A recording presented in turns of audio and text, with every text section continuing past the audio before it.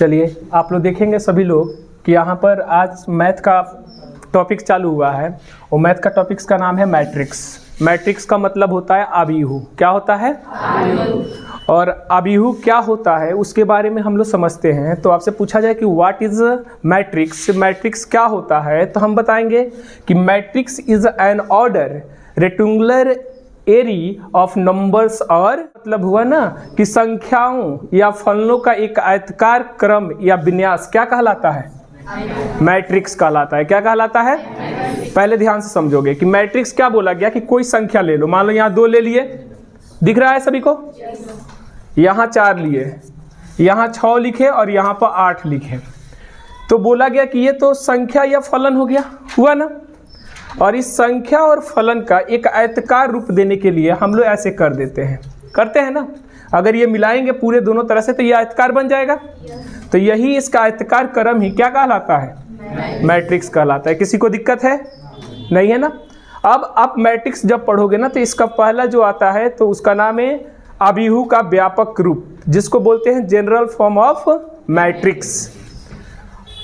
General form of matrix.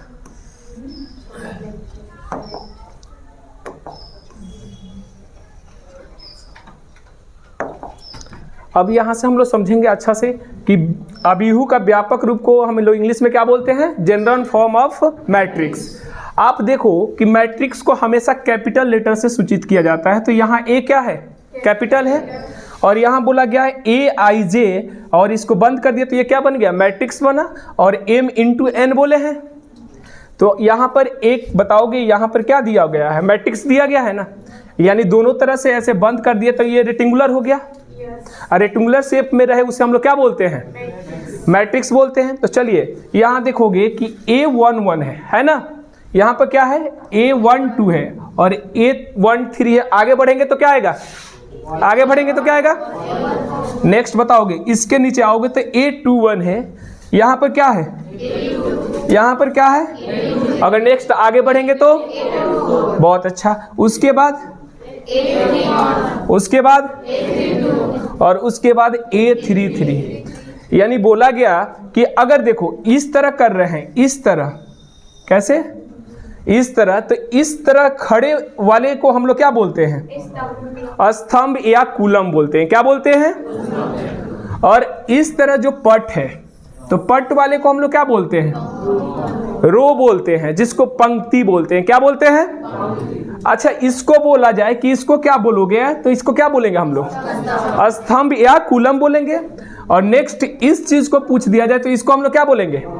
तो इस चीज को सबसे जरूरी चीज है मैट्रिक्स में पहचान करना। यानी अगर सीधा है तो उसको हम लोग क्या बोलेंगे? कूलम बोलेंगे ना। और पट है उसको क्या बोलेंगे हम लोग? रो बोलेंगे। यहां तक तो समझ गए। अब यहां पर देखो एक M × N दिया गया है ना। तो आप लोग समझेंगे कि M और M × N वहां पर क्या है। तो आप यहां पर देखोगे कोटि लिखा गया है। तो कोटि का मतलब क्या होता है? ऑर्डर। ऑर्डर किसको बोलते हैं? तो M × N को। अब आपसे पूछा जाए कि M और N यहाँ पर क्या है, तब क्या बताओगे? ऑर्डर है। सभी लोग समझ रहे हो ना। M × N यहाँ पर क्या होगा? ऑर्डर होगा। उसके बाद आपसे बोला जाए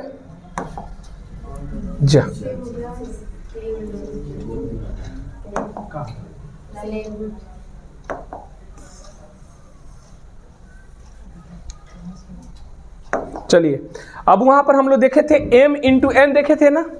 आप बताओगे कि यहाँ बोला गया M क्या है और N क्या है और AIJ क्या है, उसमें दिया था ना सब। तो आप बताओगे M बराबर लिखा गया नंबर ऑफ रो। यानी नंबर ऑफ रो का मतलब क्या होगा कि इस चीज को पूरा डिनोट करेगा। अगर पूछा जाए कि M किसको डिनोट करेगा तो आप क्या बताओगे? नंबर ऑफ रो। और N = क्या होगा? Number of Coulomb's. और AIJ का मतलब हुआ ना कि AIJ का मतलब बोलेंगी ith रो। यानी यहां देखोगे A11 लिखे हैं तो आपसे बोला जाए कि इसमें J का वैल्यू क्या है और I का वैल्यू क्या है? 1। दोनों का 1 है ना। तो आपसे यही चीज बताया गया कि ith रो, यानी रो के हिसाब से हम I का मान देखते हैं और J का मान किसके देखते हैं? jth कूलम्स के अनुसार, कूलम्स के अकॉर्डिंग। क्लियर है ना यहाँ तक? अब उसके बाद यहाँ पर इसी चीज को समझाया गया है कि 821 लिया गया है, इसमें था ना 821, यहाँ पर देखोगे दिया गया है। अब इसको हमें बोलना होगा तो कैसे बोलेंगे ये बताओगे? सेकेंड रो क्या बोलेंगे हम लोग, और उसके बाद क्या बोलेंगे लास्ट, फर्स्ट कूलम बोल लेंगे सभी लोग। अब इसको अगर बोलना हो आप लोगों को तो कैसे बोलोगे? हम लोग बोलेंगे कि सेकेंड रो और सेकेंड कूलम। देखिए सेकेंड कूलम है ना, पूरा ऐसे खड़ा करेंगे तो ये सेकेंड हो जाएगा कि नहीं? अब आपको ये बताओगे इसको बोलना हो तो कैसे बोलोगे सब? हाँ, third row and third column. Clear है यहाँ तक ना? किसी को डाउट तो नहीं है यहाँ पर? अब आगे हम जब बढ़ते हैं ना तो उसी चीज को बताया गया है ना आप लोग को फिर नेक्स्ट में कि अगर कूलम और रो की पहचान नहीं करने आती है तो आप लोग देख लो, वहां पर डायग्राम से बता दिया गया है, बताया गया है कि अगर ऐसे पट होगा तो उसको हम लोग क्या बोलेंगे सभी लोग? रो या पंक्ति बोलेंगे ना। और ऐसे अगर सीधा है तो उसको हम लोग क्या बोलेंगे? कूलम, जिसका हिंदी क्या होता है? स्तंभ। आपको ऐसे बताया, देखो यहाँ पर एग्जाम्पल पहले इसका कि मान लो एग्जाम्पल में ऐसे आ जाए 2 4 6 दिया है, 3 5 4 दिया है ना। अब आप लोग बताओगे मुझे कि ये मैट्रिक्स तो बन गया। मैट्रिक्स बना तो पहले बताओ यहाँ इनटू में आता है, m इंटू n आता है ना। तो अब बताओगे कि m किसको डिनोट करता है? रो को, नंबर ऑफ रो। तो बताइए रो में कितने नंबर्स है? तो m के जगह पर यहाँ पर क्या लिखेंगे हम लोग? और आप बताओगे कि n किसको डिनोट करता है? तो इसमें कूलम्स की संख्या कितनी है? 3 है। कितनी है? 1 2 और 3। लेकिन ये बताओगे ये सही होगा कि गलत होगा? गलत होगा, क्योंकि m और n इंटू करने के बाद ना ये बीच का पूरा डिजिट आना चाहिए, तो नहीं आ रहा है हम लोग का। लेकिन आप लोग एक चीज गलत बताए हो ना, m जो होता है नंबर ऑफ रो होता है, तो रो कितने हैं इसमें? 1 और कितने हैं यहाँ पर क्या हो जाएगा? और रो कितने हो जाए, कूलम कितने हो रहे हैं? तो आप देखो तो 6 गो डिजिट है इसमें, और 3 दूना 6 नहीं आ गया। तो ये बताओ 2 इंटू 3 को हम लोग क्या बोलेंगे? ऑर्डर बोलेंगे। क्या बोलेंगे? समझ में आया? और एक एग्जांपल से देखो, 4 3 6 7 8 9 3 5 6। अब बताइए आप लोग कि इसमें रो की संख्या कितनी है? रो का मतलब क्या? ऐसे। तो रो की संख्या कितनी है? 3। तो रो को डिनोट कैसे करते हैं हम लोग? m से। तो पहले जान गए कि कितने संख्या इसमें, तो m के जगह पर हम लोग क्या लिखेंगे? 3। और कूलम को कैसे? ऐसे करते हैं ना, तो कूलम के भी जगह पर 3। अब देखिए इसके डिजिट गिन लीजिए, इसके अंदर कितने हैं मैट्रिक्स का? 9 है, और 3 में 3 से मल्टीप्लाई करेंगे तो 9 नहीं आएगा। तो इस फॉर्मेट को ऑब्जेक्टिव में पूछ देगा कि 3 इंटू 3 यहाँ पर क्या है, तो आप लोग क्या बताओगे सभी लोग? ऑर्डर। इसको हम लोग कोटि बोलते हैं। क्या बोलते हैं? तो यहाँ तक तो क्लियर हो गया। जैसे देखो कोटि में भी बता दिया गया कि यहाँ पर एग्जाम्पल देखेंगे सभी लोग। एग्जाम्पल दिए हैं 2 3 4 5 6 7। ये ए है और ये क्या है? और ये क्या है? सी। अब देखिए ए में बताया गया है ना कि यहाँ 2 है 3 है 4 है। तो ये बताओगे इस तरह अगर पट है तो पट वाले को हम लोग क्या बोलेंगे? एम। तो एम के जगह पर हम लोग क्या लिखेंगे? यहाँ पर 2 लिख देंगे। और बताओगे एन के जगह पर कितना लिखोगे? एन के जगह पर तो 2 गुने 3 कितने हो जाएंगे? अब देखिए इसमें 6 डिजिट है। इसी चीज को ना बताया है कोटि में, देखो तो ये कहीं लिखा हुआ है 2 गुने 3। कहाँ पर? यहाँ पर कोटि में लिखा गया है 2 गुने 3। तो आपसे पूछा जाएगा कि कोटि निकालिए, तो आप लोग निकाल सकते हो कि नहीं इजी से?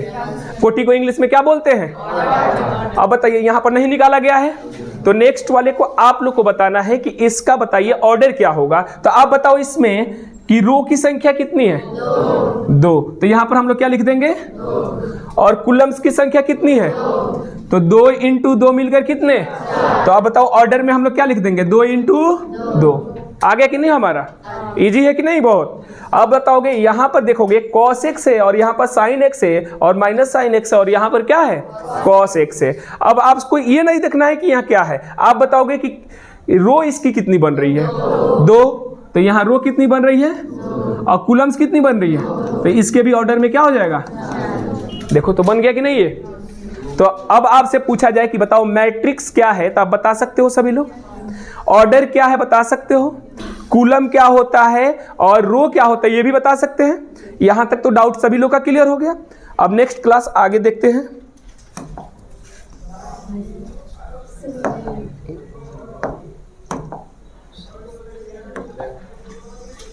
चलिए यहां पर देखिए लो आप एक बार थोड़ा सा,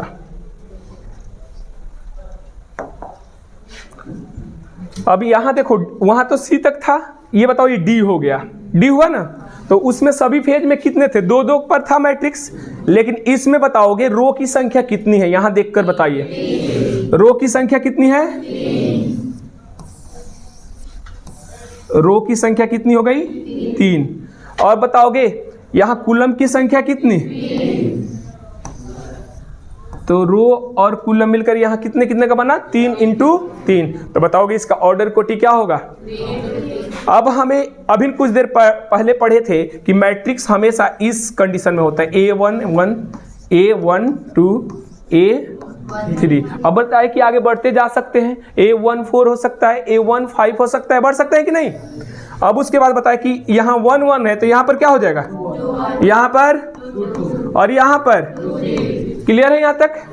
अब यहाँ बताए कि A3 1 A3 2 और यहाँ पर क्या हो जाएगा 3 3। यहाँ पर समझेंगे पहले ध्यान से, जिनको समझ में नहीं आएगा फिर से समझाएंगे, लेकिन पहले इसको समझिए।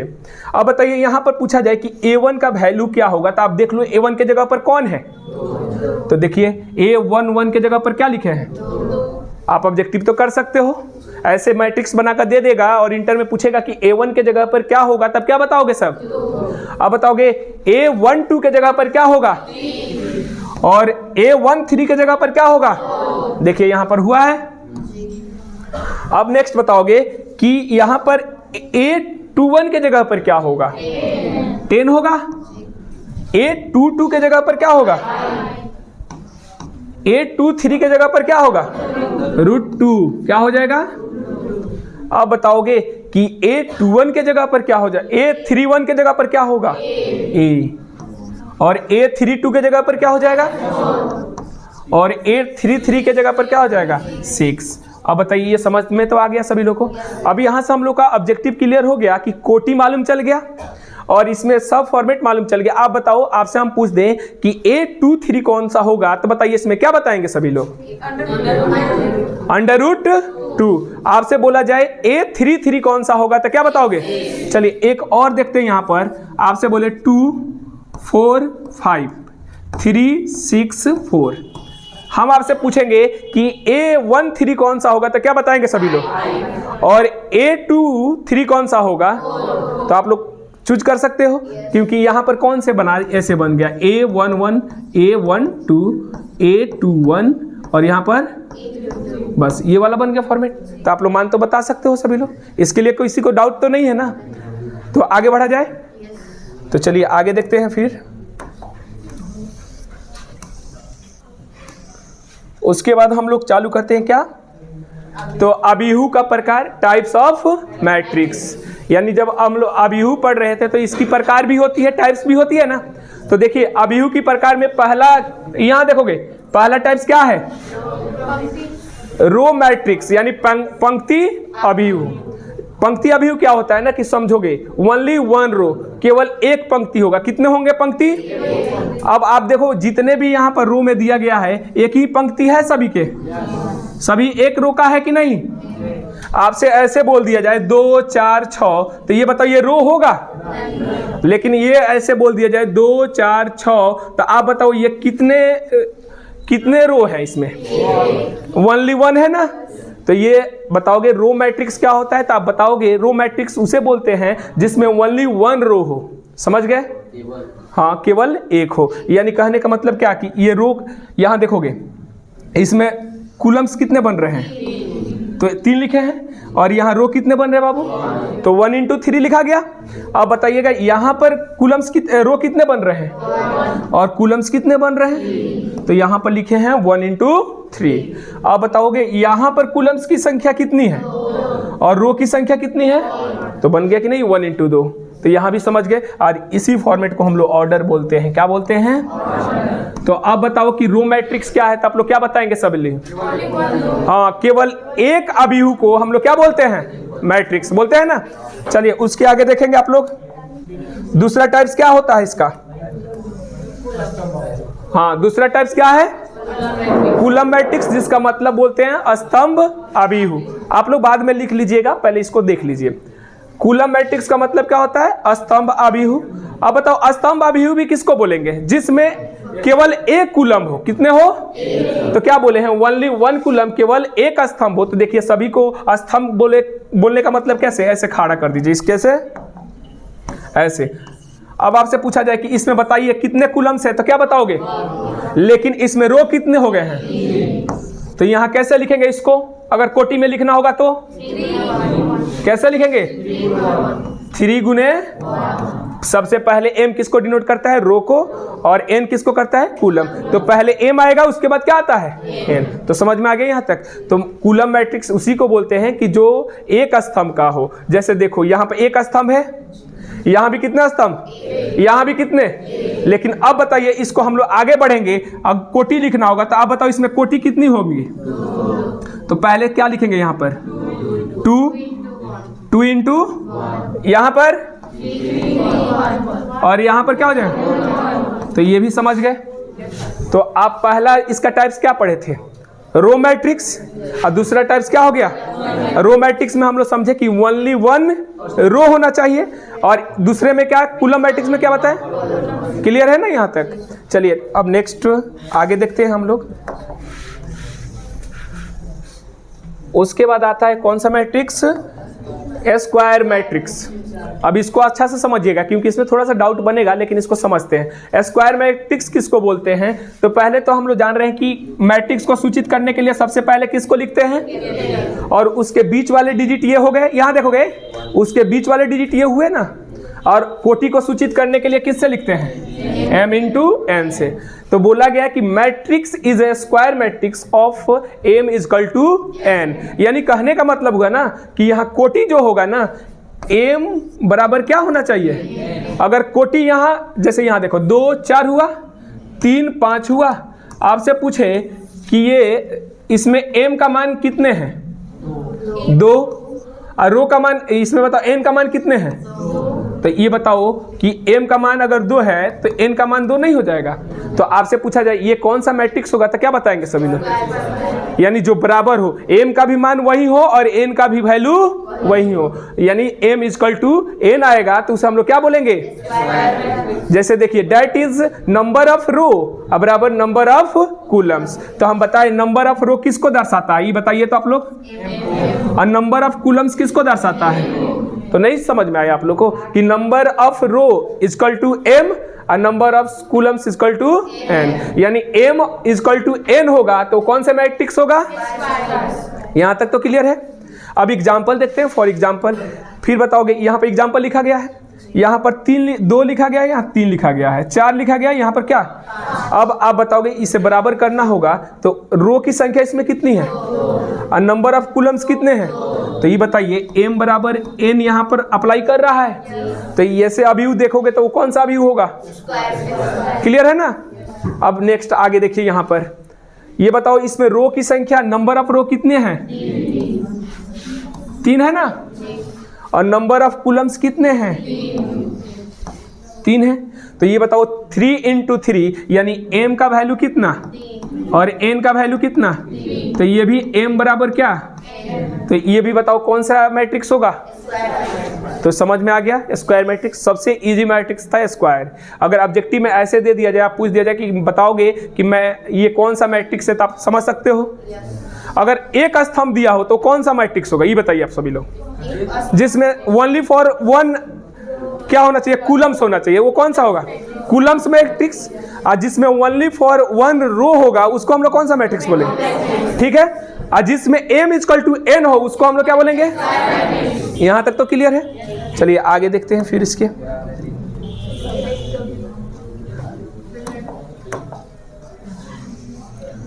अब आप इसको तो जानते हैं सभी लोग, जीरो का मतलब क्या? सभी जीरो। जीरो मैट्रिक्स किसको बोलते हैं? शून्य अभियु। सुनिएगा, शून्य अभियु किसको बोलेंगे? तो ऑल एलिमेंट्स आर जीरो। सभी अव्यय क्या होंगे इसके? जीरो होंगे। जैसे देखिए, सभी में 0 0 है, क्या इसमें m इजकल टू n होगा? इसमें m इक्वल टू n होगा, इसमें नहीं होगा क्योंकि सभी इसका एलिमेंट्स क्या है, तो ये सभी का अगर एलिमेंट्स जीरो है, अंदर का ही जीरो, तो बाहर क्या हो जाएगा, जीरो होगा ही ना। तो इसको भी हम लोग क्या बोलेंगे, जीरो मैट्रिक्स, और इसको भी क्या बोलेंगे, और इसको भी क्या बोल देंगे। तो ये बताओगे कि हम लोग मैट्रिक्स का प्रकार पढ़े, तो पहला इधर देखोगे मैट्रिक्स का प्रकार में सबसे पहले हम लोग कौन सा, रो मैट्रिक्स पढ़े। तो रो मैट्रिक्स में बताया गया ओनली फॉर रो, यानी मात्र एक ही रो होना चाहिए। जैसे इसका एग्जांपल ऐसे दिए थे 2 4 6।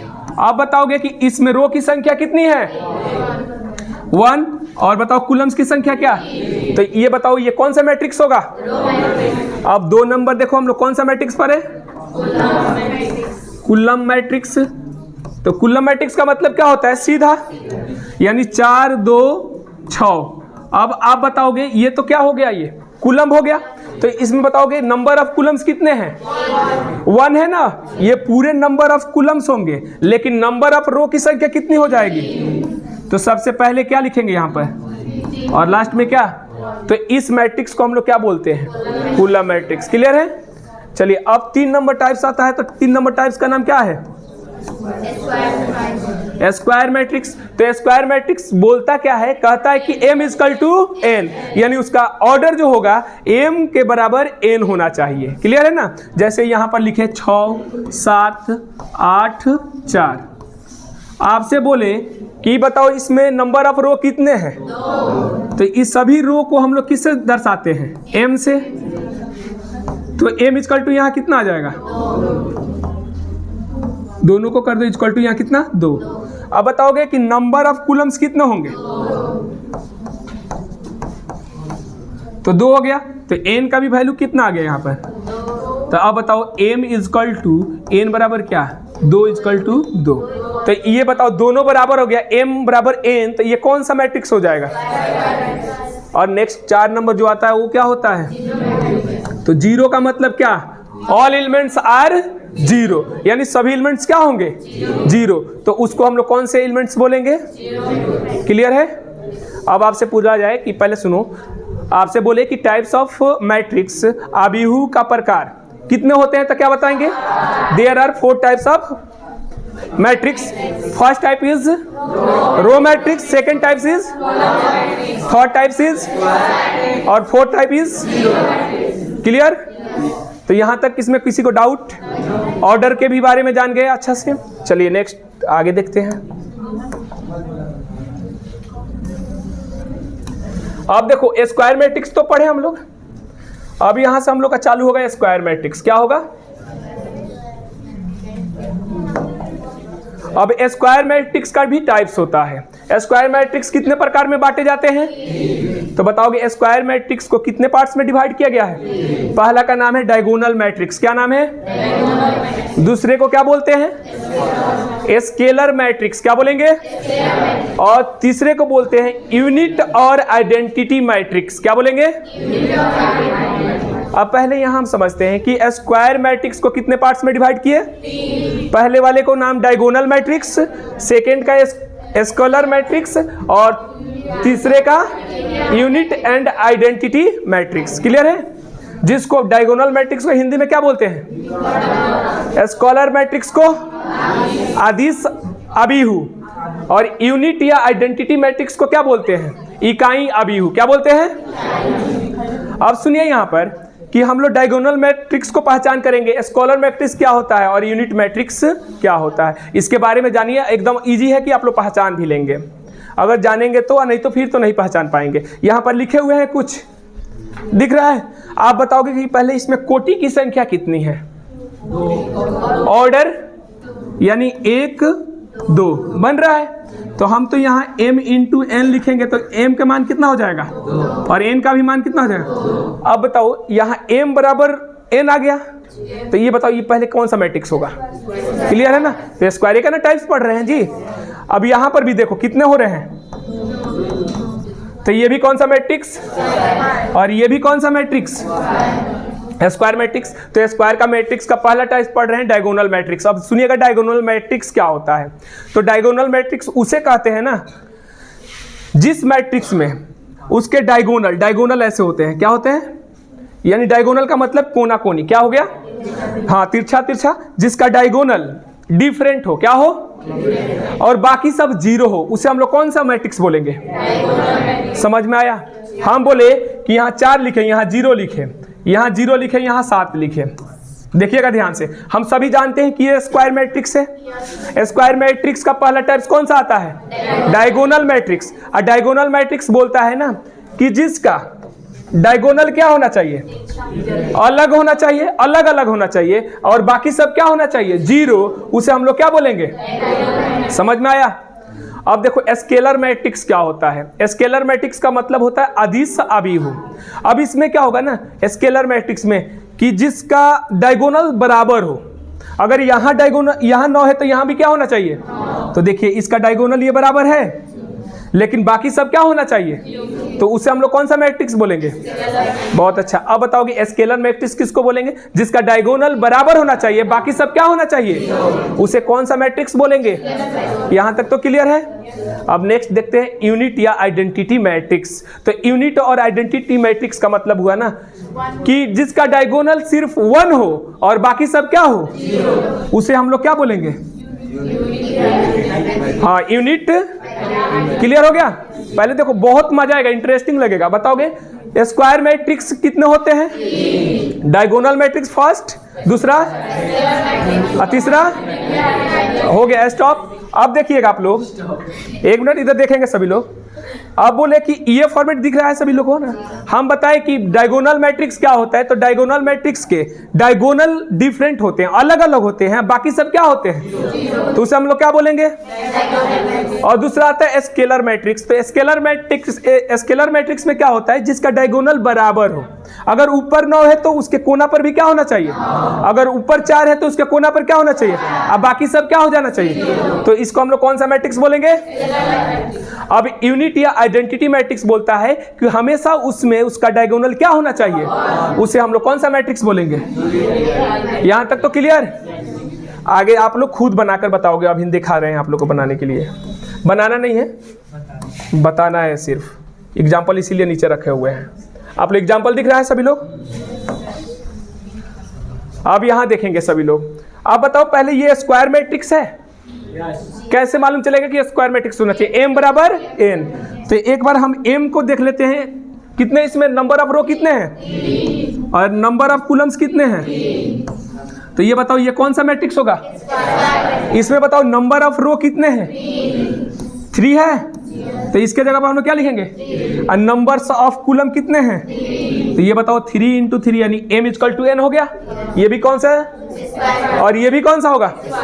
अब आप देखोगे ध्यान से कि हम क्या बताए थे, पहला मैट्रिक्स का नाम क्या था, डायगोनल मैट्रिक्स। डायगोनल मैट्रिक्स में क्या बताए थे, जिसका कर्ण क्या होना चाहिए, तो कर्ण का मतलब क्या, कोना कोनी बताए थे। तो एक बार यहां से स्टार्ट करोगे, इसका कोना ये बना, देखिए डिफरेंट डिफरेंट डिजिट है इसमें, तो इसको हम लोग कौन सा मैट्रिक्स बोलेंगे।